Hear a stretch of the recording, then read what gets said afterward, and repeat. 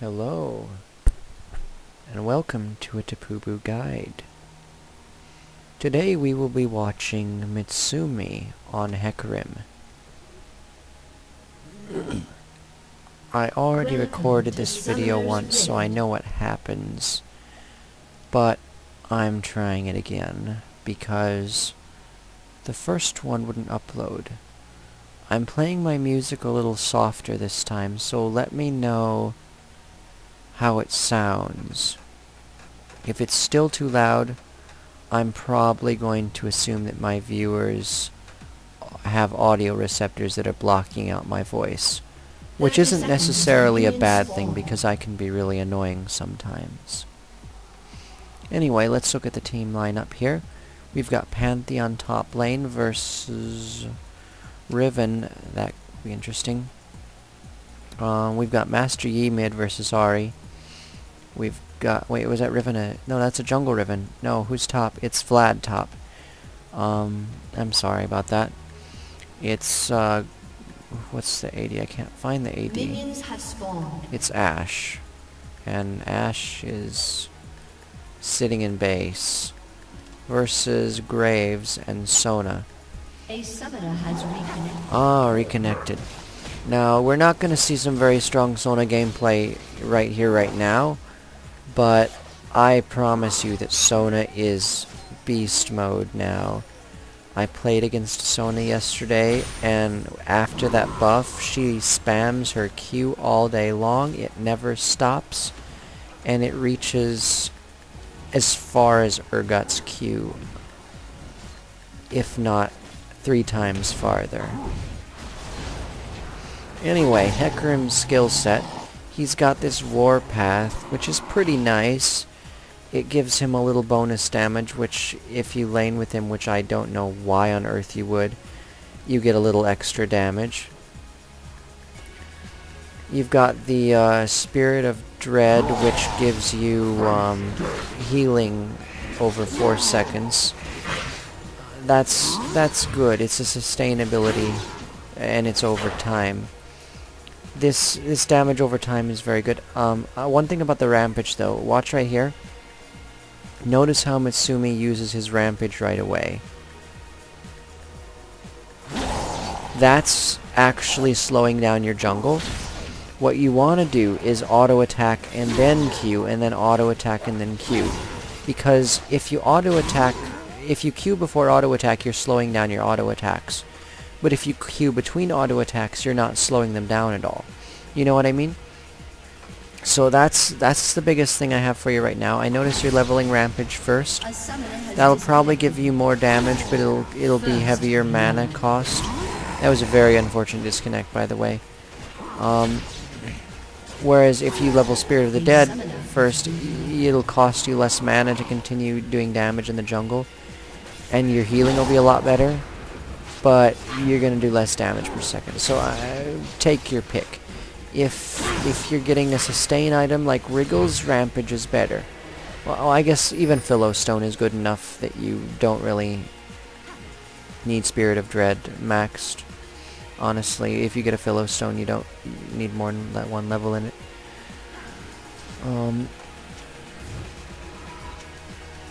Yeah, Ashe's client is so buggy right now, if you couldn't tell from the text. Anyway, this particular Hecarim wants to buy a Wriggle's Lantern. I'm not sure if that's a good idea or a bad idea. This is the first Hecarim I've seen. I know that the pro players build the Philostone Heart of Gold simply because his Q offers so much damage. You know, if you have a champion who uses cleaver abilities or abilities, you know, that attack all the targets, it's not necessary to get the single target thing with Wriggles. Wriggles is for single target champions like Wriggles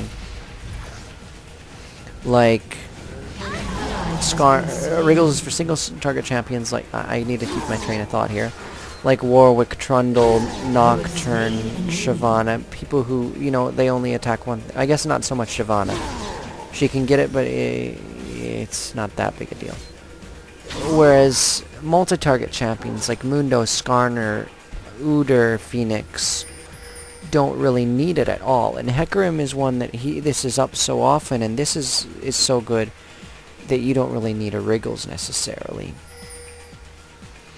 But it's, I mean, Wriggles costs as much as your 2 gold pretends, a little bit less, and you're getting a lot more damage out of the Wriggles for when you come in for ganks, but you're getting a lot more gold late game if you get the two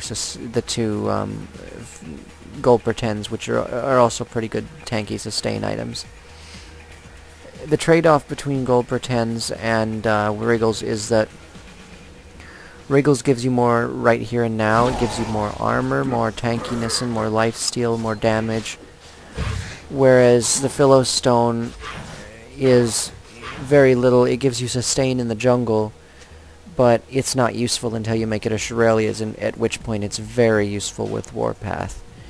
And Randuin's Omen, the Heart of Gold, again, the 200 gold really isn't that useful. It's 800 gold for 200 health.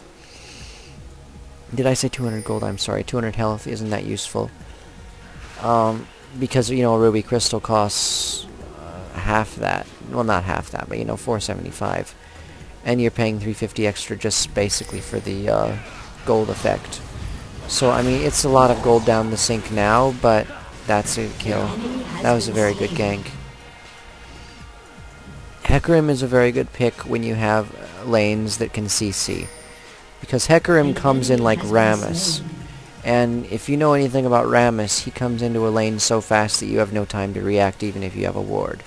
It's a little better now, but it used to be terrible.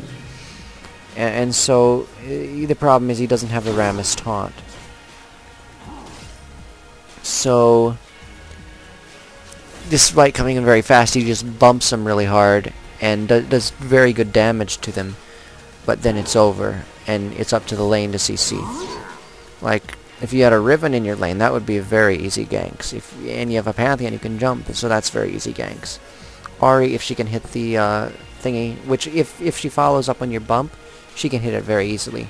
Blitzcrank, Ashe, incredible lane to gank, like seriously. So this is the game that you want to play Hecarim in. It really is. Like, this is the ideal time to play Hecarim, especially since Riven is not really one that can counter jungle you that hard. So, I mean, you're solid. And now I think this is just going to be a tower dive, maybe. Blitzcrank's pull is down. What are you doing here? Oh, you're going in. This is very dangerous because this is definitely warded.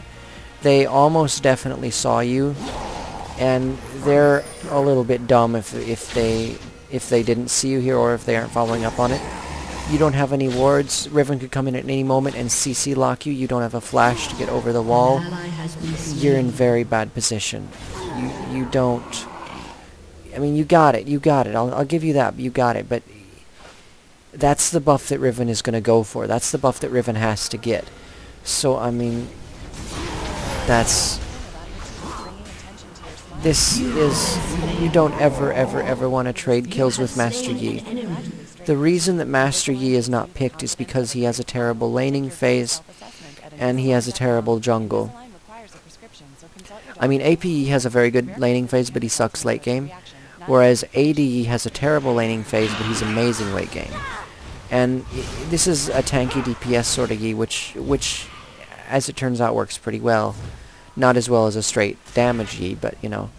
You don't want to trade kills with Yi because you help him get over his bad laning phase faster.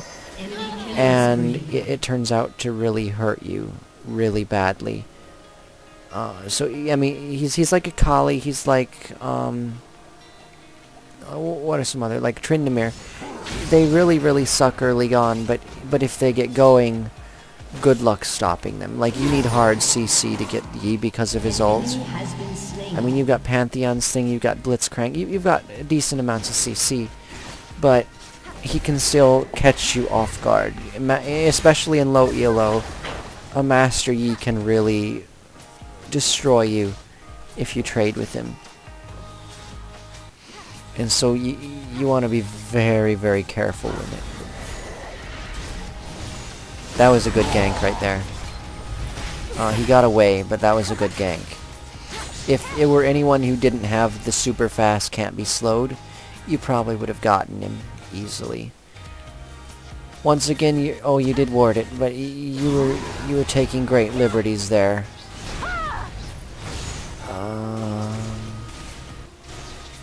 That was a good attempt, but it didn't work.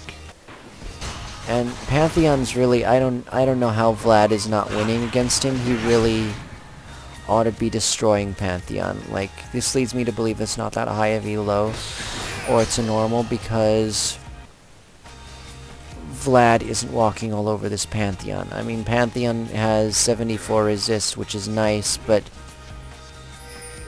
Vlad should still be spamming the crap out of him. See, Vlad's standing back here. He's not in there, like, constantly spamming. He's actually afraid of Pantheon. Pantheon runs out of mana. Vlad does not run out of mana.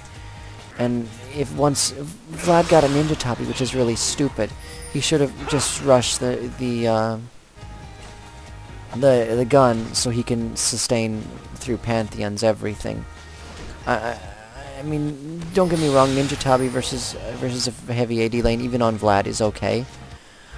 But like, I get a Ninja Tabi on Sivir sometimes when the enemy AD is beating me. I get made fun of for doing it, but I get it anyway. And another very good gank. You come in from behind, which is good because they don't always ward the Tribush. And now Riven's on your butt here a little bit. I really hope you don't give her a kill. Yeah, you're gonna get. Oh, hey, that's good. That was a very good escape right there. Riven's another one that you don't want to trade with simply because if she builds properly, it's going to be insane late game. By properly, I mean Wriggle's Lantern, Bloodthirster, Guardian Angel. Oh. Yeah, that ye real dumb. He should have, if he had been an AP, he could have gotten it really easily. The thing with APE is he's really hard to use because you have to position perfectly. You can't go in right away, you'll get melted. You gotta go in and steal the kills because every time you get a kill, you can get another kill with your Q. So I mean, you can keep if you can Q 4 champions, you're downing their health each time. You get a kill each time, and you know it just snowballs out of control. But it's so situational. It really is. And so that's why you don't see much APE anymore. He's a very good tank though, APE. Like if you have a secondary AP like Vlad up here, APE could be very good. I know some of my viewers are going to think I'm crazy for saying that Master Yi is good as AP. But I've seen it work, and I think if Riot tweaked him a little bit, he would have incredible potential. Just as sort of an unconventional AP, if you will. Now once again, you notice Vlad is getting really beaten by Pantheon, because this little bit of armor is nothing against Pantheon's Q spam. Whereas Vlad being able to sustain with the gun would make Pantheon run out of mana and Pantheon run out of health. Because see, it's still costing Vlad a lot of health to use his E to harass, which is a very bad thing.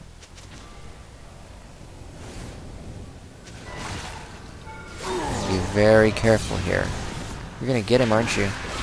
But Riven's gonna get you, and remember what I said about not trading with... I mean, you couldn't have seen that coming. You couldn't have seen that coming, but still, this Master Yi is doing work. He's pretty good. A summoner has disconnected. And if you are gonna go mid-Yi like this, which it works pretty well, but you've got to get the Doran's rings first, just for the extra damage burst. Even if you're not building AP, the Doran's rings really help you in the laning phase. 1 or 2. I want to keep watching this a bit. I'm like the worst Master Yi in the world. That you shouldn't have. It worked out. You shouldn't have, like, right on top of each other, because if the CCs are at the same time, they don't chain. You know what I mean? Like, when I play Janna, I'm very careful. If Ashe stuns, I don't queue them up until the stun is over. Or the same with, like, Ashe ult Sona stun. You know what I'm talking about.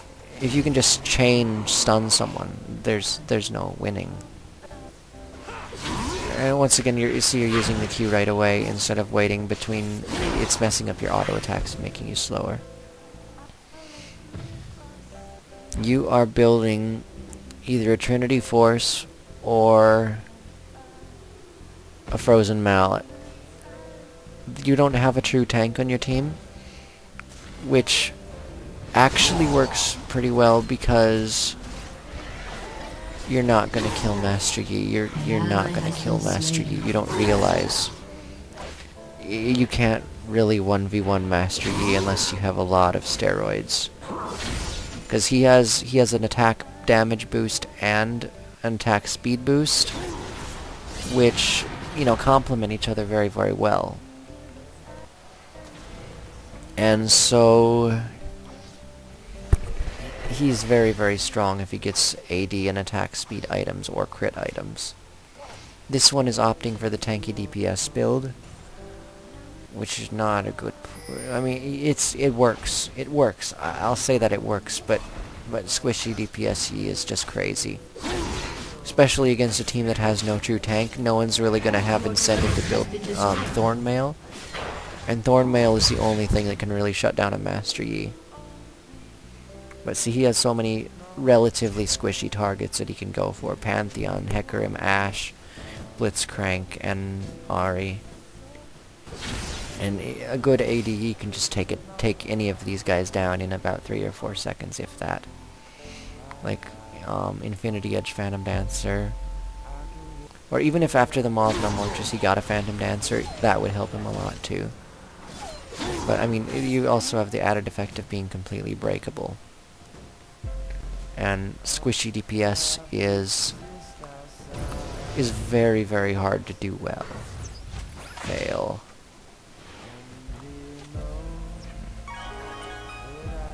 Wait, Master Yi seems to be owning Pantheon when he comes up here, but maybe he won't this time.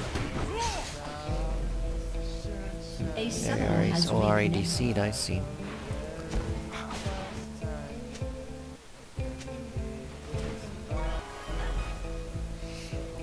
It's good to ward the tri-bush, no matter which team you are, because this is what can catch you off guard.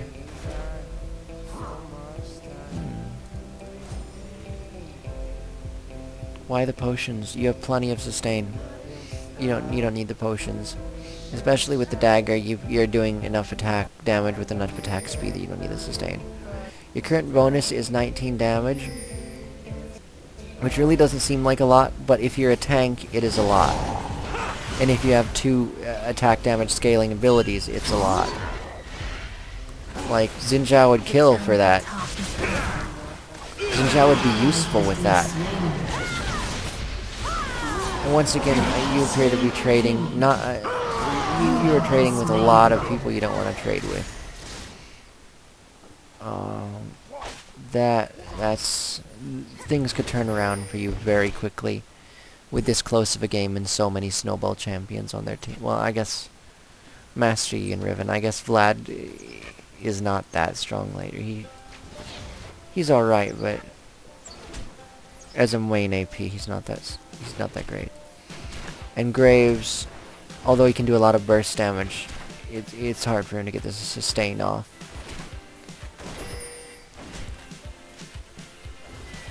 But Master Yi is the real threatening feature of this game, and Riven, of course. But how's Riven building? She's got her wriggles. There's a Pantheon drop. It's an awesome Pantheon drop. Except we didn't get anybody. You didn't get anybody, but you're going for him anyway. You just turn around and go for Sona here. You're not going to get Graves, you're going to waste your time, and... Okay, never mind. You got Graves. I don't know what I'm talking about. And now Sona's in that bush, and there comes Vlad, there comes Riven, and it's time to trade with dangerous people if they get fed. Yeah, Vlad finally has his gun, and it's doing work, but he initiated very badly there. See, Vlad doesn't work that strong as a main AP, because he has to get the Woda right away, which is very good for his kit for sustain, but is not very good with his kit for damage, because his attacks don't scale incredibly well with AP. Whereas like Cassiopeia has really good scaling, so the Woda is more effective on her.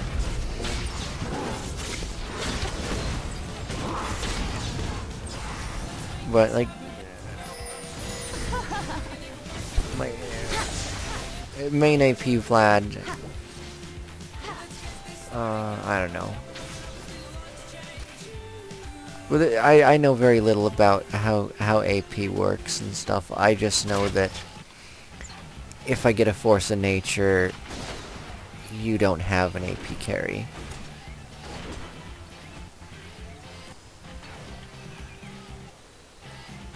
And here's Pantheon kind of building a little of everything here. It always bothers me about Pantheon that they don't really have, you know, they just kind of get random items and eventually builds into something. I don't know. Build an item and stick with it, but as I guess, you know, building a lot of weaker items first, it can be okay too. Just not if you're Vlad. He has 125 AP versus Ari's, I guess 114. But you've also got to remember Ari's doing true damage with her Q, and Q does a lot of damage, and her R is insane, and her Foxfire is insane. If it hits the same person 3 times. That was a good tower dive there. That was perfectly put together. Here comes Hecarim for bottom lane gank. With still 1906 damage. Going around like you should, but Riven is catching you here. And remember what I said about trading with Riven. And you're gonna get 2 here. No, you're not gonna get 2 here. If you try and get 2 here, you're gonna die. There comes Vlad. Oh, Master Yi is destroying Pantheon top lane. Neither of them really have items. Like, Master Yi's kind of building the same way as Pantheon is. Oh, recap, you got it, didn't you? Yeah, Hecarim is a lot stronger than I thought he was. This is probably going to be my next purchase. Just because of this guy playing Hecarim and not sucking with him. Like, he is definitely a good pick occasionally.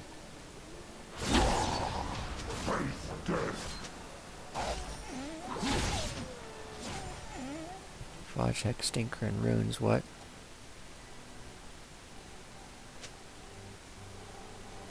Yeah, it's definitely clear to me that Hecarim is building the Trinity Force now. He can get it if he goes back. You got a problem where you don't go back enough? You gotta go buy. You got 2300 gold. If you run into the enemy Riven, she just bought and you didn't, you're gonna die. And you give her extra gold that you never needed to give her because in a fair fight you would have owned her with your full items. So go back and buy. There we go.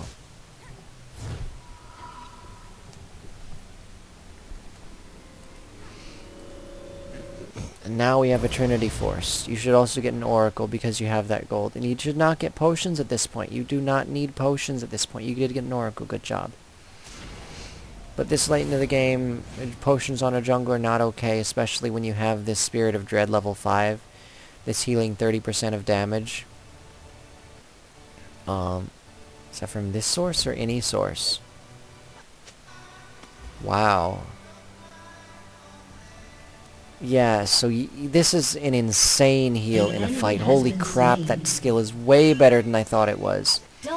Yeah, Pantheon just did something awesome, but I'm too busy geeking out about Hecarim's W, which actually is not a trash skill. So, I mean, in a fight, you're like Maokai. You like, the more stuff that goes on, the more healing you get. You're incredibly tanky in a full 5-1-5 team fight.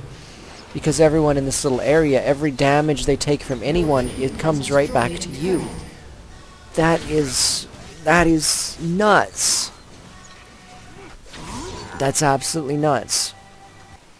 And let's see, its scaling is 24. That's not bad either. This scaling is also not bad. Like, this is a potential hybrid champion here. I'm not saying go, gun on him. But you can build in tanky hybrid, like with the Trinity Force, like you did. I can't think of any other good ways to get AP on him without the Gunblade, which you shouldn't get. But let's... after this fight's over, I'm going to check the recommended items just to see what they want. But Trinity is like the best possible thing you could build on Hecarim. Because it gives bonus AP, it gives bonus damage to the Q and the E. It gives... every time you swing your sword, you do extra damage. I mean, you're gonna be doing Skarner level damage, sustained damage in a team fight. And you're gonna be doing Maokai level heal in a team fight. This is a good champion, people. This is a good champion. What are your... oh, Hexdrinker Maw of Malmortius would be pretty good on you. It'd be pretty good on you. Sunfire Cape, that might also be good actually. But I don't like Sunfire Cape because you're buying 35 damage for 800 gold. And no other stats, so to speak. So you'll be getting instead of not the devastating charge, instead of 260 you'd be getting 295 damage with a Sunfire Cape on. Basically. And I don't know if it's worth it on Hecarim. But Maw of Malmortius, or at least Hexdrinker, could be very good if you're against someone who's not a Vlad with Merc Tread, or not Merc Treads, but Ninja Tabi. But like if they were putting out more AP damage, I could see Hexdrinker being a very good item, or Wit's End. Wit's End would actually be very good too. Well, of course he is in there. Of course, yeah, there's 4. I guess you must not be a pre-made if you're saying these things. There's Graves. Better punch him. Better punch him. Gotta punch him. Yeah, we punched him. Now what? Meanwhile, Hecarim's like, screw you guys, I want a dragon. And then Blitzcrank is like, uh-oh, everyone.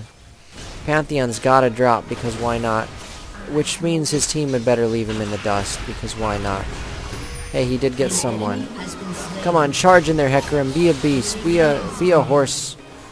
Be a war horse. Oh, you didn't charge in or anything. You left your team in the dust when you did that, because you could have had a full team fight, and you're the tank. With this W ability, you're an insane tank. So you left your team in the dust, and if you die right here, you deserve it. But you're not gonna die here because you're a freaking beast. Get your pentakill. If you don't get your pentakill, you're a terrible player. You need to get this pentakill. Come on, kill Riven. Kill Riven right now. Yeah! Yeah, now get the pentakill. Get the pentakill or you're a noob. Come on. Do it, horsey. Do it. Oh, man. But it's not a pentakill because Graves is up. You're a noob. You didn't do it fast enough. But I guess Hecarim's still pretty cool. Yeah, after the second time of watching this game, I like this horse guy. After really seeing, like, his ult is kind of wonky. I can see how it could go terribly, terribly wrong. And you could end up pushing the entire enemy team away on an initiate. But I can also see it going very, very right. And you kind of get them all running random directions away from you. This could be very good. Let's see. Yeah, when he finishes his charge, that's when they run away. That's when they run away. So, yes, you should send this one to Tapubu. I bet he'll call you a noob for not getting a pentakill. Because every Hecarim should get a pentakill. who did you hit with the arrow? What, oh, wonder. Hecarim, use your W and get all your health back. Be a Maokai. You used your W at a bad time. It's on cooldown now and you can't get health back from the golem here. But now I want to see, let's see how much, oh, look at that health go up, look at that health go up. Did you see that? Now that's just 3 sources. If you had like 3 sources that were getting heavily beat on by your entire team, that bar would just shoot up. That would be insane. You can't heal more than 180 health from minions. That's why you only heal a little bit. And that's why your sustain isn't as good as I thought it was. But still, this skill in team fights is insane mode. Hecarim's dying. This is a very bad Baron because they're mostly up. If they decided to get curious here, you did get executed. What the? Yeah. Once again, no ward coverage, and although you got it, that was a bad move. You can't do that sort of thing. And what the hell is this Bloodthirster? That's not company approved. Oh, and you got the 2 elixirs too. You're not. I mean, Bloodthirster is gonna like give you insane sustain, but if they had any, my headset just fell off. If they had any sort of burst whatsoever, you'd go down in a flash. Because you've got enough damage. You got so much damage with that Trinity Force. You gotta build tanky at this point. You're getting to late game. You gotta build something tankier. I mean, you're gonna do insane amounts of damage because this is a pub stomp. But you don't want to pop the elixirs until right before a team fight because it gives you more time. How much? Yeah, this does like 291 damage now, and this does a lot, 164 to, I don't know, I'm not going to do that in my head. Okay, now I want to do it in my head. 360 plus 168. That's, oh shoot, it's 428, 528. It took me a bit. That's a lot of damage. 528. Did I do that wrong? No, that's correct. And if you had the Baron buff, like Baron buff on Hecarim, that would be ridiculous. Like Hecarim with Baron has got to be one of the most fearsome creatures on the face of this earth. Except of course for Richard Simmons, whom even the gods fear in his wrath and anger. Oh man, did you see that burst? Like, and you can do that like every every 4 seconds you can like slashy slash with your little Q here. Do a sheen burst and wow. Yeah guys, Hecarim is a good champion. Play him and win games with Hecarim, because Mitsume is a badass and has taught me that Hecarim does not suck. Thank you for watching.